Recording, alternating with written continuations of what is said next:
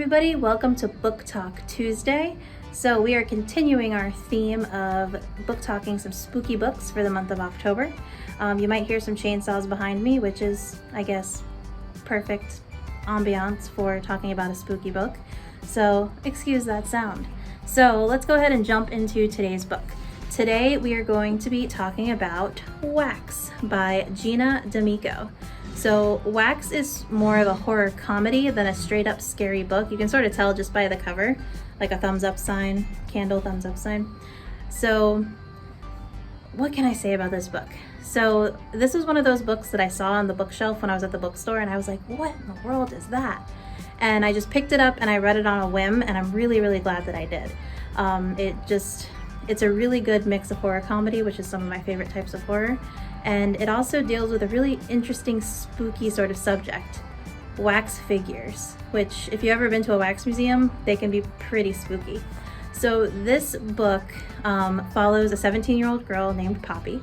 She lives in a small town in Vermont, I believe. Let's check here. Yep, Paraffin, Vermont. And her town is really small, but it's famous for its candle factory, because paraffin is a type of wax, paraffin wax, and that's what they make candles out of.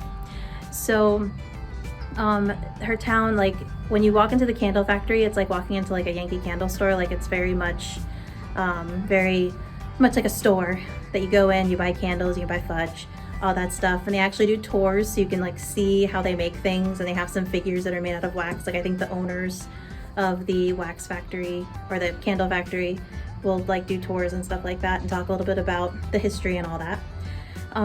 So Poppy is like a straight A student. She really wants to be an actress, but she really wants something to sort of put her on the map.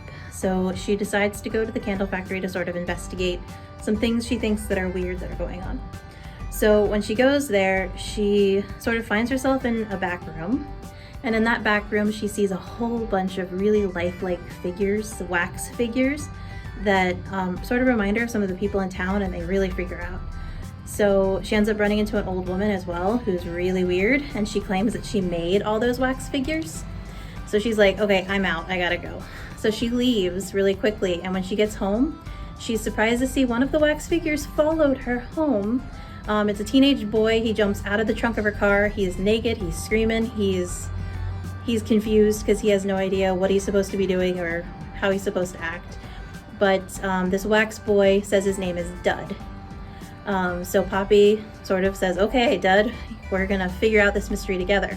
So she does try to take him back to the factory because clearly that's where he belongs. But when she gets there, she realizes the factory has been burned down. So more weird stuff is happening. So as she continues to investigate with Dud's help,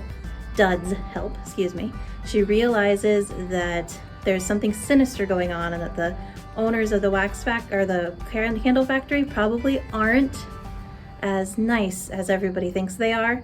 And she also comes to realize that some of her neighbors and friends and things may not be as human as she thought they were. So this book is full of mystery, suspense, a little bit of scariness if wax figures sort of creep you out like they do for me. But overall, it's a really great read, and I highly recommend it. So that is Wax by Gina D'Amico. Check it out. See you later, and happy reading.